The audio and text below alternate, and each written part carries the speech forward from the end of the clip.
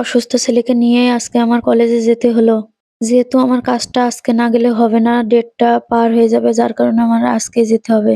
সত্যি কথা বলতে আমার আগে থেকেও কোনো প্রস্তুতি ছিল না। যার কারণে কোনো কিছু বোঝার আগেই চলে যেতে হলো। হ্যালো এভরিওয়ান, আসসালামু আলাইকুম। সবাই কেমন আছেন? আলহামদুলিল্লাহ আমি অনেক ভালো আছি। আর এই তো সকাল, সকাল ছেলেকে নেবুলাইজারের মাস্কটা হাতে ধরিয়ে দিছি।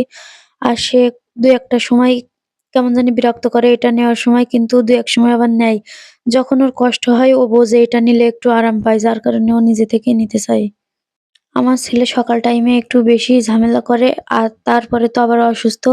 ঝামেলার পরে ঝামেলা করতেই আছে। সকালে বাসায় যতটুকু টাইম ছিলাম ছেলের পিছনেই দিয়েছিলাম। আর এই তো এখন রেডি হয়ে নিচ্ছি কলেজে যাওয়ার উদ্দেশ্যে। অবশ্যই রাত্রে যেমন অসুস্থ ছিল তার থেকে একটু সুস্থ আছে আমার ছেলে এখন। রেডি হয়ে নিচে অলরেডি চলে গেছিলাম। এই মুহূর্তে আমার হাসব্যান্ড বলল গাড়ির চাবি ভুলে রেখে চলে গেছে। আবার আমি ফিরে এসে চাবিটা নিয়ে আবার চলে যাচ্ছি। আর এমন ভুল যদি এখন আমার দ্বারা হতো তাহলে তো বকাবকি চলতো আনলিমিটেড। যাই হোক এসব বলে আর এখন লাভ নাই। যেই কাজের উদ্দেশ্যে বের হয়েছি সেটা আগে দেখি কতদূর পর্যন্ত হয়। আর হুটহাট করে এসব কলেজের প্যারা আমার এখন আর ভালো লাগে না। সিঙ্গেল থাকতাম তাও একরকম হতো। বাচ্চা নিয়ে সংসার নিয়ে এখন ব্যাপারটাই কেন জানি অন্যরকম হয়ে গেছে। তারপরেও যেহেতু হাসব্যান্ডের সাথে একটু দূরে থাকি তাই কলেজের যেকোনো কাজে আমার একটু ঝামেলা লাগে। কিছু তো করার নাই, এখন যেতেই হবে। যদি আর কয়েকটা দিন টাইম থাকতো অবশ্যই আজকে যেতাম না। আর যদি এই কাজটা আমার হাসব্যান্ড বা অন্য কারোর দ্বারাও করা যেত তাহলে তো আমি মোটেই যেতাম না। কিন্তু বুঝতেই পারছেন তো, যেহেতু লেখাপড়াটা আমি করি অবশ্যই আমারই যেতে হবে। আর আমার খুব পরিমাণে ঘুম পাচ্ছিল, যার কারণে রাস্তার মাঝে আবার একটু দাঁড়াইছিলাম। এখানে কিছু খাওয়া-দাওয়া করছিলাম। আর আমার আম্মু এই মুহূর্তে ফোন দিচ্ছিল যেন কাজ শেষ করে আম্মুর ওইখানে যাই অবশ্যই। কিন্তু আমি বলছিলাম সময় নেই, আজকেই আবার ব্যাক করতে হবে, যেতে পারব না।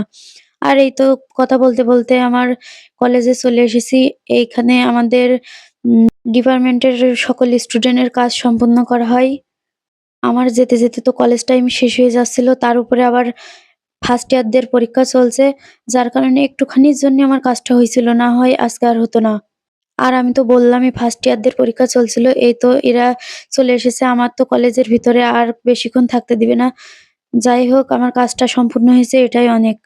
আর খেয়াল করে দেখবেন যেকোনো কাজ অনেক কষ্ট হলেও দূর থেকে আসলেও যদি সেই কাজটা সম্পূর্ণ হয় তাহলে অন্যরকম একটা ভালো লাগা কাজ করে।